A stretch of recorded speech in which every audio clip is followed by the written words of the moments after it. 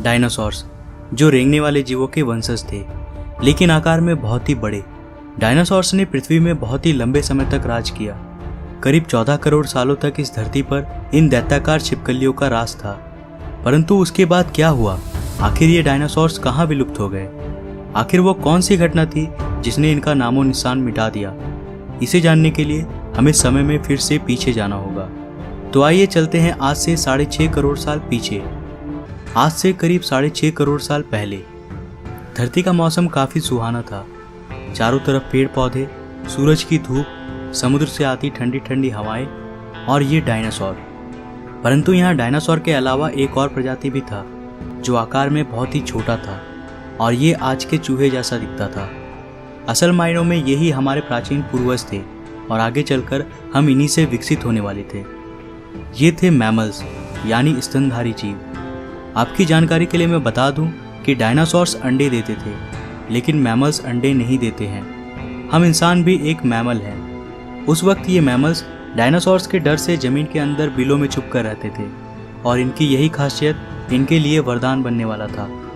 जब ये सारे जीव आराम से धरती में अपना जीवन बिता रहे थे, उस वक्त एक 10 किलोमीटर के डायमीटर वाला एक एस्टेरॉयड सीधे धरती की ओर बढ़ रहा था। धरती के ग्रेविटेशनल फील्ड में घुसते ही इसका रफ्तार एकाएक और तेज हो गया। प्रत्येक सेकंड के साथ साथ ये धरती के करीब और करीब बढ़ता जा रहा था। करीब 70,000 किलोमीटर प्रति घंटे के रफ्तार से यह धरती के वायुमंडल में प्रवेश करता है। धरती के वायुमंडल में घुसते ही घर्षण की वजह से ये एक आग के गोले में बदल गया। इसकी चमक इतनी अधिक थी कि इसके 800 किलोमीटर के रेडियस में आने वाले सभी जीव पूरी तरह से अंधे हो चुके थे। ये जीव इसे देख नहीं पा रहे थे, लेकिन वो इसे महसूस कर सकते थे। एस्टेरॉयड जमीन से टकराता है और एक बहुत ही भयंकर विस्फोट होता है। ये विस्फोट इतना शक्तिशाली था कि इसके टकराते ही पृथ्वी की लाखों मीट्रिक टन धातु अंतरिक्ष में चला गया। विस्फोट वाली जगह पर एक 180 किलोमीटर चौड़ा और 20 किलोमीटर गहरा गड्ढा बन गया। इस गड्ढे का सारा मैटर आसमान में धूल के एक बड़े बादल का निर्माण किया। इतने बड़े टक्कर की वजह से भूकंप की तरंगें धरती के क्रस्ट में कई किलोमीटर दूर तक चली गई। इस वजह से समुद्र में विशालकाय लहरों का निर्माण हुआ और एक के बाद एक सुनामी की लहरें चारों तरफ बढ़ने लगी। धरती के महाविनाश की प्रक्रिया का आरंभ हो चुका था।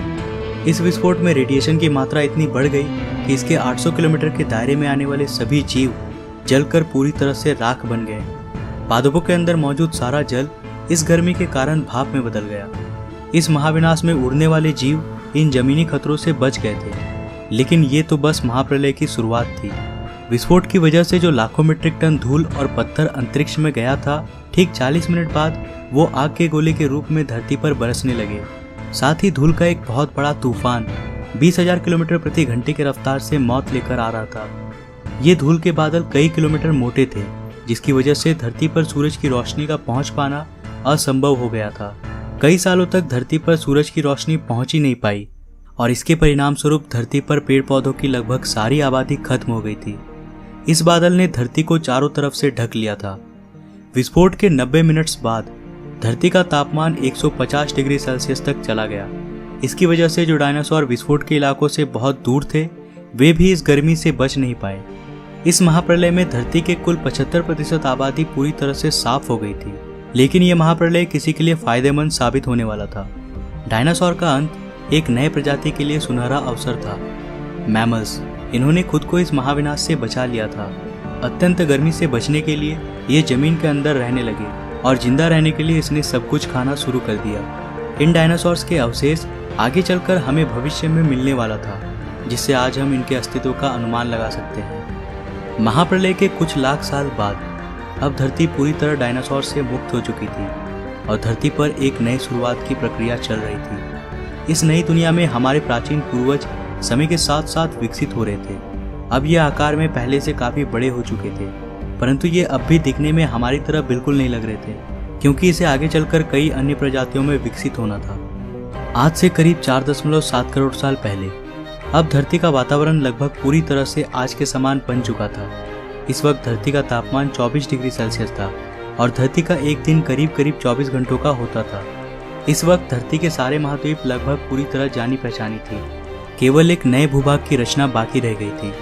धरती के टेक्टोनिक प्लेट्स में एक बार फिर से हलचल हुई, जो धरती के दो बड़े बड़े द्वीपों को एक दूसरे के पास ले जा रही थी। ये वही भूभाग है जहां आज इस वीडियो को देखने वाले अधिकतर लोग रहते हैं। ये है इंडिया, जो एशिया महाद्वीप की ओर तेजी से बढ़ रहा था। इन दोनों द्वीपों के आपस में टकराने की वजह से एक नए भू श्रृंखला का निर्माण हुआ, एक नई पर्वत श्रृंखला, हिमालय। और ये है दुनिया की सबसे ऊंची चोटी, माउंट एवरेस्ट। इस पर्वत श्रृंखला में गिरने वाला बर्फ आगे चलकर कई नदियों का निर्माण करने वाला था, जो भविष्य में दुनिया के लगभग आधी आबादी को पीने का पानी मुहैया कराने वाली थी। लेकिन यहाँ धरती पर अब भी कुछ कमी रह गई थी। धरती पर अभी भी कोई चीज़ लापता थी। वे थे हम मनुष्य। लेकिन परिस्थितियाँ अब बदलने वाली थी। आज से 40 लाख साल पहले अफ्रीका के पूर्वी इलाके में एक नए पर्वत श्रृंखला का निर्माण हुआ, ईस्ट अफ्रीकन रिफ्ट वैली। ये पर्वत यहाँ आने वाले मानसूनी हवाओं के लिए एक अवरोध बन गई थी और इस वजह से यहाँ के जंगलों में बारिश आनी बंद हो गई। यहीं इसी जंगल में रहते थे एप्स।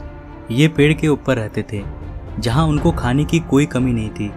इस वजह से ये हमेशा पेड़ों पर ही रहते थे। लेकिन अब यहाँ समय के साथ साथ सूखा पड़ने लगा।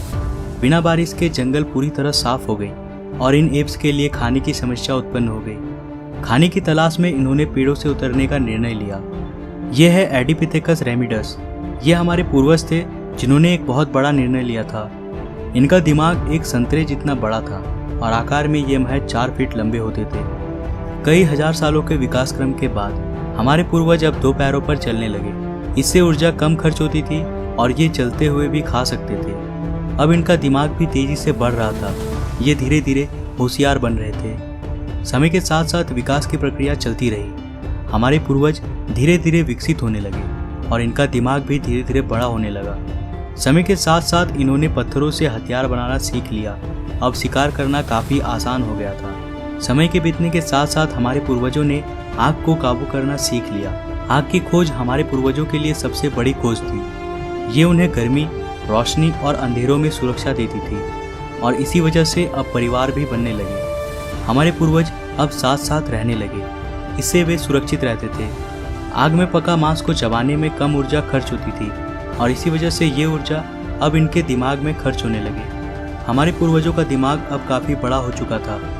ये थे होमो इरेक्टस, हमारे पूर्वज जो अन्य जानवरों से ज़्यादा होशियार थे और मिलजुल कर रहने वाले पहले जीव थे। इन्होंने अपने संदेश को दूसरों तक पहुंचाने के लिए अलग अलग आवाज़ें निकालनी शुरू की। इससे हमारे पूर्वजों ने भाषा का निर्माण किया, जिसके जरिए हम बातचीत कर सकते थे और ये हमारी सबसे बड़ी उपलब्धि थी। यही वो आखिरी विकास क्रम था जिसके बाद विकसित होकर हम बने। आज से करीब 2 लाख साल पहले कई सालों के विकास क्रम के बाद हमारा अस्तित्व शुरू हुआ। हम होमो सेपियंस यानी बुद्धिमान जीव। हमारे पास धरती के सारे जानवरों की तुलना में सबसे बड़ा दिमाग था। हमारे पास औजार थे, भाषा थी और सबसे बड़ी चीज़ हमारे पास दिमाग था। आज से करीब कुछ सेकंड पहले हमने और आपने साथ में मिलकर 4.5 अरब साल के सफ़र को तय किया। अब हम वापस घर आ चुके हैं। यह है हमारी दुनिया, हमारा समय। आज हम काफ़ी विकसित और आधुनिक बन चुके हैं। आज हम अपने आसपास घटने वाली घटनाओं को पूरी तरह समझ सकते हैं। हम जानते हैं कि ये समुद्र कहाँ से आए। हम आज ये भी जानते हैं कि यह ज़मीन जहाँ हम खड़े हैं उसका निर्माण कैसे हुआ और आखिर में धरती में जीवन कहाँ से आया था। लेकिन हमारा सफ़र अभी भी ख़त्म नहीं हुआ है। हमें अभी और भी आगे जाना है। हमें इस संसार को और अच्छे से समझना बाकी है। तो आज के लिए बस इतना ही। अगर आपको ये वीडियो पसंद आया तो इसे लाइक ज़रूर करें और नीचे कमेंट में बताएं कि आपको ये सफ़र कैसा लगा। अगर आप नए हैं इस चैनल पे तो चैनल को सब्सक्राइब करने के साथ साथ नोटिफिकेशन बेल को भी ऑन कर ले। मैं मिलता हूँ फिर से एक नया इंटरेस्टिंग वीडियो के साथ। तब तक के लिए बाय।